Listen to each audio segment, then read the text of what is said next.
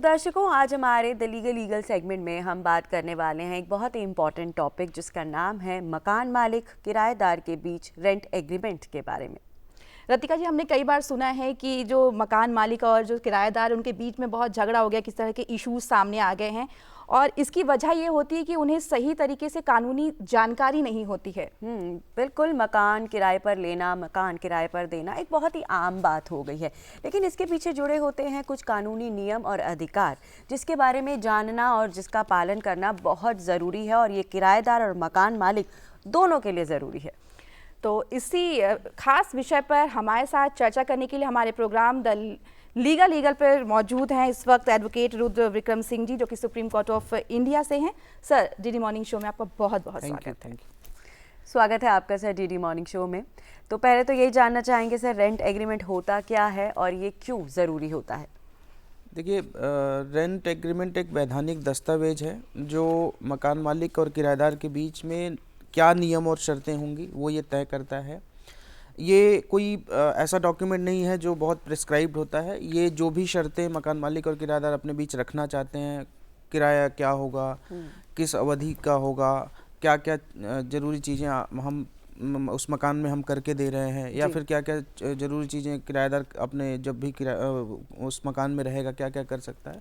तो ये सारी चीज़ों का एक लिखित दस्तावेज जो होता है वो उसको हम रेंट एग्रीमेंट कहते हैं, जो कि बहुत आज के समय में बहुत ज़रूरी भी होता है। क्योंकि अगर आप किसी को अपना जो इमूवेबल प्रॉपर्टी या अपने एक जागीर दे रहे हैं किसी को किराए पे, तो एटलीस्ट आपके पास एक डॉक्यूमेंट होना चाहिए कि वो आप कितने किराए पर दे रहे हैं, क्या सिक्योरिटी डिपॉजिट ले रहे हैं और कितनी अवधि के लिए आप किराएदार को दे रहे हैं। ओके सर, एक सवाल यहाँ पे ये उठता है कि क्या हम किसी बिना रिटर्न एग्रीमेंट के भी मकान किराए पे दे सकते हैं या ले सकते हैं?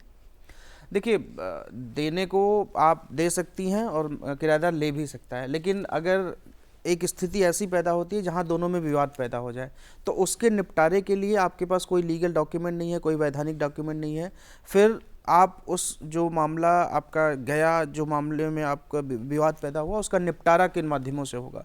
तो अगर आप चाहते हैं कि कोई, पहली बात तो आप ये चाहते हैं कि दोनों के बीच शर्तें क्लियर रहें, फिर उसके बाद कोई विवाद ना पैदा हो, या विवाद पैदा होने की स्थिति में चीज़ें क्लियर रहें कि क्या क्या डॉक्यूमेंट आपके पास हैं, क्या क्या किन किन नियम शर्तों पे आपने किराएदार को दिया था, या किन किन नियम शर्तों पे किराएदार ने आपका मकान लिया था। तो उसके लिए बहुत ज़रूरी हो जाता है कि आप कोई रिटन डॉक्यूमेंट, जिसको हम रेंट एग्रीमेंट कहते हैं, वो आपको मकान मालिक के लिए भी बहुत ज़रूरी होता है कि वो करवा ले, वो करे, और किराएदार के लिए भी बहुत ज़रूरी होता है। क्योंकि बहुत सारी जगहों पर जैसे आपको दिखाना होता है कि हम कहाँ रह रहे हैं, टेम्प्रेरी एड्रेस, तो वहाँ पर भी रेंट एग्रीमेंट बहुत बार मांगा जाता है। तो मुझे लगता है कि बहुत ज़रूरी डॉक्यूमेंट है, किराएदार और मकान मालिक दोनों के लिए एक लिखित डॉक्यूमेंट जरूर होना चाहिए दोनों के बीच में। तो सर, ये जो रेंट एग्रीमेंट है ये कितने वक्त के लिए, मतलब कितने टाइम के लिए बनाना चाहिए, और क्या हम इसे, इस अवधि को बढ़ा भी सकते हैं, और दूसरी बात, क्या इसे रजिस्टर्ड करवाना ज़रूरी है? देखिए, ये अवधि आप तय कर सकते हैं, जो भी मकान मालिक और किराएदार होते हैं वो तय कर सकते हैं कितनी अवधि तक आपको किराए पे देना है मकान। लेकिन जो हमारा रजिस्ट्रेशन एक्ट है 1908 का, उसमें दो सेक्शन है, बहुत इंपॉर्टेंट सेक्शन है, सेक्शन 17 और सेक्शन 18, जो कि बात करते हैं कि किन डॉक्यूमेंट्स को आपको रजिस्ट्रेशन कराना ज़रूरी है, किन डॉक्यूमेंट्स को आपको रजिस्ट्रेशन कराना ज़रूरी नहीं होता। तो उसमें अगर आप कोई रेंट एग्रीमेंट 12 महीने के लिए करते हैं, सिर्फ 1 साल के लिए या 12 महीने के लिए, तो आपको उसको रजिस्ट्रेशन कराने की ज़रूरत नहीं होती है। अगर आप उससे ज़्यादा अवधि की कराते हैं, अगर आप मान लीजिए 2 साल, 3 साल, 5 साल के लिए करते हैं, तो आपको उसका रजिस्ट्रेशन कराने बहुत बेहद ज़रूरी है। अगर आप रजिस्ट्रेशन नहीं कराते हैं तो उस जो आपका जो लीगल डॉक्यूमेंट है उसकी कोई वैलिडिटी, वैध डॉक्यूमेंट वो नहीं होगा। अगर आप दोनों के बीच में कोई विवाद पैदा होता है, अगर आप कोर्ट जाते हैं, तो वो वैध डॉक्यूमेंट के तौर पर कोर्ट उसको नहीं देखेगा, और उसके बिना पे आप कोई भी केस नहीं डाल सकते, कोई भी मामला आप कोर्ट में नहीं उठा सकते। और आजकल आपने देखा होगा बहुत सारे लोग 11 महीने का ही रेंट एग्रीमेंट करते हैं। उसके पीछे भी एक वजह यही होती है कि क्योंकि 12 महीने की मैक्सिमम अवधि होती है, तो लोग एक गैप भी चाहते हैं कि हम ये ना दिखाएं कि ये पिछले 3 सालों 4 साल से, क्योंकि बहुत सारे मामलों में आपने देखा होगा कि किराएदार ने मकान कब्जा कर लिया, मकान छोड़ के नहीं जा रहा है। तो उस चीज़ को भी अवॉइड करने के लिए अमूमन हम 11 महीने का जो रेंट एग्रीमेंट करते हैं, जिससे कि ये जो रजिस्ट्रेशन वाला प्रोसेस है उसको अवॉइड किया जा सके। कि रजिस्ट्रेशन अगर आप कराने जाते हैं तो उसमें अतिरिक्त आपको शुल्क देना पड़ता है, स्टाम्प ड्यूटी वगैरह पे करना पड़ता है। हर स्टेट की स्टाम्प ड्यूटी अलग अलग होती हैं, तो वो उन चीज़ों को अवॉइड करने के लिए अगर आप सिंपली किसी को रेंट पे कोई मकान दे रहे हैं तो 11 महीने या मैक्सिमम 12 महीने तक का अगर आप रेंट एग्रीमेंट करते हैं तो नॉर्मल एक स्टाम्प पेपर पे आप नोटराइज डॉक्यूमेंट से, वो वैलिड डॉक्यूमेंट होता है और उसके लिए आपको उसकी रजिस्ट्रेशन कराने की ज़रूरत नहीं होती। लेकिन अगर आप 12 महीने से एक भी महीना ऊपर जा रहे हैं, एक भी दिन ऊपर जा रहे हैं, तो आपको रजिस्ट्रेशन कराना अत्यंत ज़रूरी है। अगर आप रजिस्ट्रेशन नहीं कराते हैं तो वो वैलिड डॉक्यूमेंट वो बाद में कंसिडर नहीं होगा। ओके मतलब रजिस्ट्रेशन कराना ज़रूरी है। और उसके साथ आपसे हम ये भी जानना चाहेंगे कि कई बार जब हम मकान मालिक किराए पर घर देते हैं तो किराएदार का जो पुलिस वेरिफिकेशन होता है वो कितना ज़रूरी होता है? देखिए, आज के समय में लगभग सारे स्टेट का, जैसे दिल्ली पुलिस एक्ट है, महाराष्ट्र में महाराष्ट्र पुलिस एक्ट है, और भी जगहों पे हर स्टेट के अपने अपने जो पुलिस एक्ट होते हैं, वो ये कहता है कि अगर आप किसी को किराएदारी पे मकान दे रहे हैं तो पुलिस वेरिफिकेशन कराने की जिम्मेदारी मकान मालिक की होती है। अगर आप वेरिफिकेशन नहीं कराते हैं, और पहले तो मैं बताऊंगा कि वेरिफिकेशन ज़रूरी क्यों होता है। क्योंकि मान लीजिए अगर आपने किसी को मकान किराए पर दिया, मान लीजिए वो कोई क्रिमिनल एक्टिविटी में इन्वॉल्व हो, कोई आतंकवादी ही रह रहा हो आपके घर में, आपको क्योंकि आप किसी का फेस देख के तो आप बता नहीं सकते कि वो कैसा है और उसकी क्या क्रिमिनल एक्टिविटी पीछे रही होंगी। ना ही आप पुलिस में है कि आप सारी चीज़ें आप चेक कर सकते हैं, या ना आप आईबी में चेक कर सकते हैं। तो पुलिस, ये काम पुलिस का है। पुलिस वेरिफिकेशन इसीलिए कराया जाता है कि आप उस व्यक्ति की जो आपके घर में रहने आ रहा है, और आपके लिए भी पर्सनल, आप अगर मान लीजिए कि कई लोग ऐसा होता है कि ऊपर वाला फ्लोर आपने किराए पर दे दिया, नीचे वाले फ्लोर पर आप रहना है, तो आपके अपने व्यक्तिगत सुरक्षा के लिए और आपके समाज की सुरक्षा के लिए और नियमतः कानूनन भी आपको उसका वेरिफिकेशन जो लोकल पुलिस में आप दे सकते हैं। एक फॉर्म आता है, फॉर्म भर के लोकल पुलिस को दे दीजिए, या तब उसके बाद पुलिस की जिम्मेदारी हो जाती है कि उसका वेरिफिकेशन करके फिर उसके बाद, क्योंकि वेरिफिकेशन अगर हो गया तो आपको यह आश्वस्त हो गए आप कि उसका कोई क्रिमिनल बैकग्राउंड नहीं है, किसी ऐसी इलीगल एक्टिविटी में इन्वॉल्व नहीं है जिससे कि आगे आने वाले दिनों में आपके लिए भी वो संकट का कारण बनेगा या आसपास के समाज में जो लोग रह रहे हैं उनके लिए संकट का कारण। तो पुलिस वेरिफिकेशन कानूनन भी बहुत ज़रूरी है और आपके अपने बचाव के लिए भी बहुत ज़रूरी है। बिल्कुल। तो ऐसे में अगर बात करें तो एक मकान मालिक और एक जो किराएदार है, उन दोनों के कानूनी अधिकार क्या क्या होते हैं? देखिए, बहुत अहम और ज़रूरी सवाल आपने पूछा कि दोनों के अधिकार क्या होते हैं, क्योंकि दोनों के अधिकार होते हैं। ऐसा नहीं है कि किसी एक व्यक्ति के, आपका मकान है तो सिर्फ आपके अधिकार हैं। अगर किसी ने मकान लिया है तो उसके भी अपने अधिकार होते हैं। जैसे बहुत मामलों में आपने देखा होगा कि मकान मालिक, हम सब रहे होंगे एक न एक दिन किराए में, तो अब आप ऐसा देखते हैं कि आप मकान में रह रहे हैं और कोई मकान मालिक आ गया कि हाँ मुझे घर चेक करना है, मुझे ये चेक करना है कि क्या क्या हुआ, क्या क्या नहीं हुआ, आप क्या कर रहे हो, क्या नहीं कर रहे हो। तो सबसे बड़ी बात मैं बताऊंगा, निजता का अधिकार जो किराएदार के पास होता है कि बिना किसी प्रायर नोटिस के कोई भी मकान मालिक आपके घर में आके इस तरीके की जो ऐसे चेकिंग नहीं कर सकता, जो छापा नहीं मार सकता कि आके कि आप घर में क्या कर रहे हैं। तो एक निजता का अधिकार किराएदार के पास हमेशा होता है। आपको आना है, आपका घर है, आप बिल्कुल आके देखिए, लेकिन आपको प्रायर नोटिस देना पड़ेगा कि मैं 2 दिन बाद, 3 दिन बाद, 5 दिन बाद इस समय पर आऊँगा, आप अपने आप को अवेलेबल रखिएगा, मुझे घर में आके कुछ चेक करना, व्हाटएवर, क्योंकि वो उसका घर है, वो चेक कर सकता है। सबसे पहली बात। दूसरी बात, किराएदार को बिना किसी प्रायर नोटिस के वो घर से बाहर नहीं निकाल सकता। कि ऐसा नहीं हुआ कि आज कोई अनबन हुई और आपने बोला कि नहीं आप मेरा मकान खाली कर दीजिए। तो या तो आप रेंट एग्रीमेंट में जो आपने नियम शर्तें तय की होंगी कि अगर ऐसी स्थिति पैदा होती है तो आप 2 महीने का नोटिस, 3 महीने का नोटिस, ये आपके ऊपर डिपेंड करता है कि आप कितने महीने का नोटिस उसमें मेंशन करना चाहते हैं। 1 महीने का नोटिस, वो नोटिस आप देकर उसको बोलें कि आप जो है आप किराया खाली कर दीजिए, मकान खाली कर दीजिए। तीसरी बात, किराएदार को अगर लगता है कि घर में कुछ ऐसा छोटा मोटा तोड़फोड़ करानी है, छोटा मोटा कुछ काम कराना है, पेंटिंग करानी है, तो वो मकान मालिक को इन्फॉर्म करके कि मुझे ये काम कराना है, या तो मकान मालिक वो काम कराएगा, या तो अगर मकान मालिक कह रहा है कि भाई मैं नहीं करा सकता हूँ, आप करा लीजिए, तो वो काम करा के और उसको जो बिल है उसका वो या तो किराए में एडजस्ट करा देगा या जो सिक्योरिटी डिपॉजिट करता है उसमें एडजस्ट कर देगा। तो ये किराएदार ये कर सकता है और मकान मालिक की ये जिम्मेदारी है कि वो अगर कोई छोटा मोटा, क्योंकि आप अगर किसी घर में रह रहे हैं, आप कोई किराया दे रहे हैं उस मकान का, तो आप भी, हम हर कोई चाहता है कि अच्छे घर में रहें, अच्छा घर दिखे। तो कोई ऐसा छोटा मोटा ऐसा कोई मरम्मत करानी है तो वो आप करा सकते हैं और करा के उसको लिखित में या फिर वर्बली आप बता दीजिए और वो कराने का अधिकार होता है। ऐसी बहुत सारी बातें, छोटी छोटी बातें हैं जो हमको ध्यान देनी चाहिए। मकान मालिक के बारे में, मकान मालिक के लिए क्या अधिकार है, उसके भी अपने एक अधिकार हैं। क्योंकि अगर मान लीजिए मकान मालिक चाहता है कि वो किराया बढ़ाना चाहता है, तो ये दोनों के लिए है कि अगर वो किराया बढ़ाना चाहता है तो प्रायर नोटिस देकर, कम से कम 2 या 3 महीने का नोटिस देकर कि मुझे फलाने 2-3 महीने में मुझे मुझे किराया बढ़ाना है। अगर किराएदार को लगेगा कि हाँ मैं ये बढ़ा हुआ किराया दे सकता हूँ तो वो रहेगा, अदरवाइज वो खाली कर देगा। तो ये एक प्रायर नोटिस का तरीका है। दूसरा, अगर मान लीजिए कि मकान मालिक ने मकान बेच दिया, जब कोई टेनेंट वहाँ पे रह रहा है उस ड्यूरेशन में बेच दिया, तो उसके लिए भी आपको किराएदार को बताना पड़ेगा कि ये मकान मैंने बेच दिया है, या फिर मैं बेचने वाला हूँ, 2-3 महीने का मुझे समय लगेगा, या फिर बेचने के बाद इन्फॉर्म करेगा, 2 महीने 3 महीने का जो भी उसको एटलीस्ट समय देगा। या फिर अगर वो बेचने से पहले भी अगर कुछ, क्योंकि आप जब बेचने के प्रोसेस में होते हैं तो बहुत सारा लोगों को आप बोलते हैं, तो उस ड्यूरेशन में भी आप बोल सकते हैं कि मैं बेचने वाला हूँ, आप अपना देख लीजिएगा कि 1-2 महीने का आपके पास समय है। अच्छा। तो ये सारे जो मोटे मोटे चीज़ें हैं जो हर मकान मालिक और किराएदार को दोनों को अधिकार है।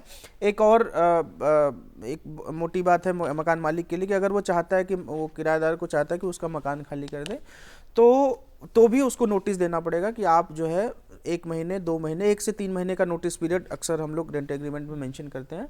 तो वो नोटिस उसको दे सकता है कि आप ये जो है मेरा मकान खाली कर दीजिए, मुझे ये मकान खाली चाहिए। तो 1 से 3 महीने के बीच में नोटिस दे सकता है। और दोनों के पास कानूनन कोर्ट जाने का अधिकार तो देखिए हर किसी के पास है। तो रेंट, चाहे किराएदार हो चाहे मकान मालिक हो, अगर आप कोई विवाद की स्थिति पैदा होती है, दोनों में से किसी को ऐसा लगता है कि जो रेंट एग्रीमेंट हमारे क्लॉजेस मेंशन थे, कुछ जो होनी चाहिए नियम और शर्तें जो हमारे बीच हुई थी वो नहीं हो पा रही हैं, तो वो दोनों स्वतंत्र हैं कोर्ट जाने के लिए, और कोर्ट फिर उसको डिसाइड करता है। तो सर, जैसे कि आपने बात की कि अगर कोई मकान मालिक अपना घर खाली करवाना चाहता है तो उसको पहले एक प्रायर नोटिस देना पड़ेगा, लेकिन अगर कोई नोटिस नहीं देता और ज़बरदस्ती किराएदार को कहता है कि मकान आज के आज खाली करो या कल खाली करो, तो ऐसे में किराएदार को क्या करना चाहिए? देखिए, ऐसे में सबसे पहले तो उसको जो रेंट एग्रीमेंट में नियम और शर्तें हैं उसको याद दिलानी चाहिए कि हमने देखिए रेंट एग्रीमेंट किया हुआ है, उस रेंट एग्रीमेंट में ये मेंशन है कि मैं आपको प्रायर नोटिस मुझे देना पड़ेगा 1 से 3 महीने का।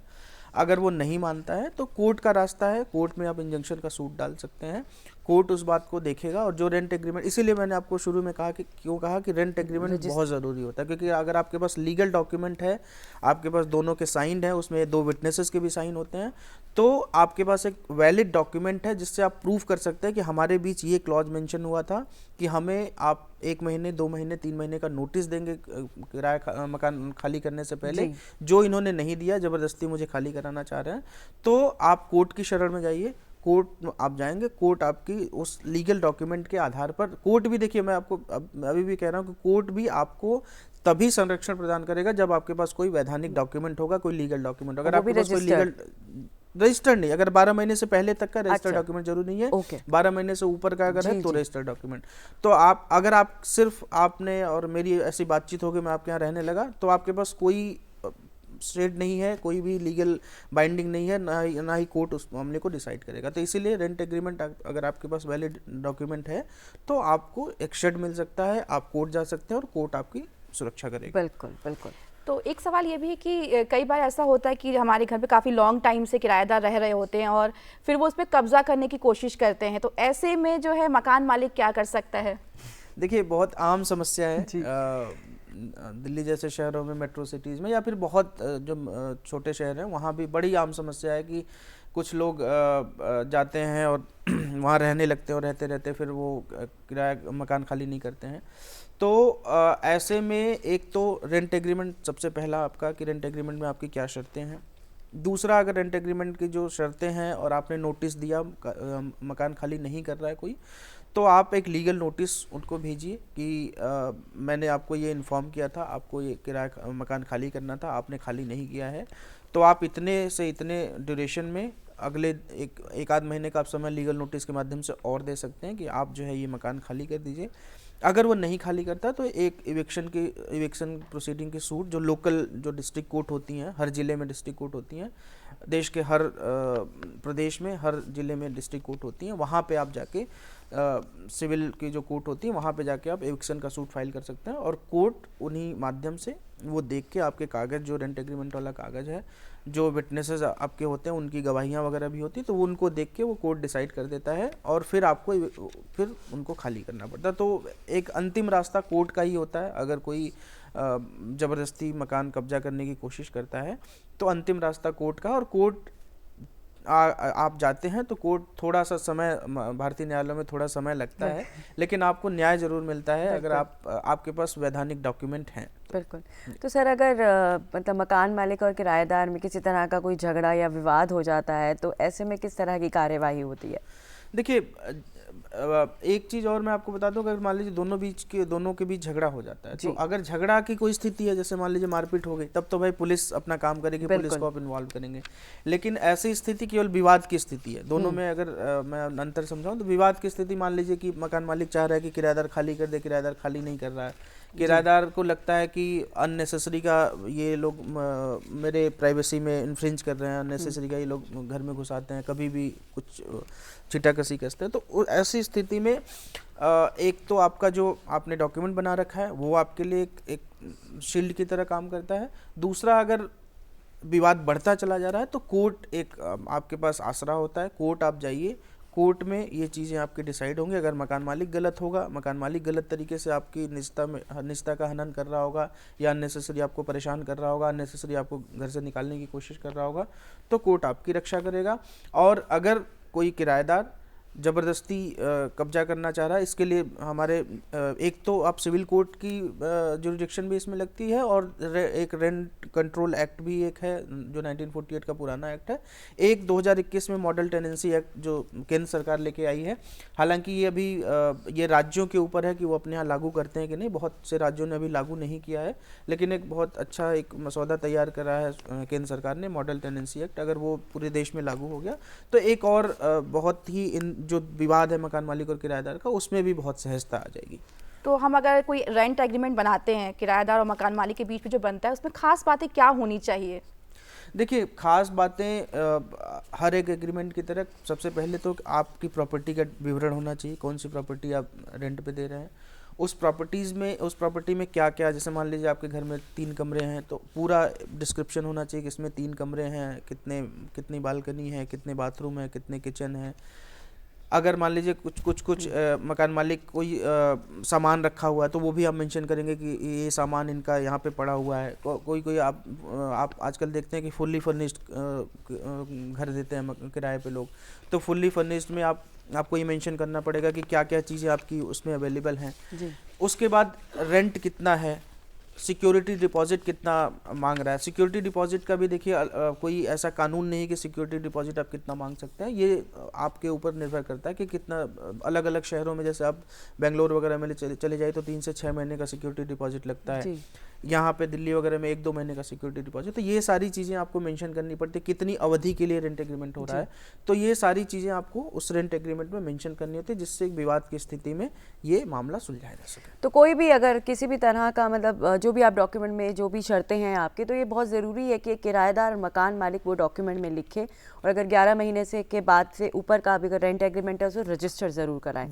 तो आज किराएदार मकान मालिक रेंट एग्रीमेंट के बारे में हमारे साथ जानकारी साझा कर रहे थे advocate Rudra Vikram Singh ji, supreme court of India से। आपका बहुत बहुत शुक्रिया सर डीडी मॉर्निंग शो में आने के लिए। Thank you so much. Thank you.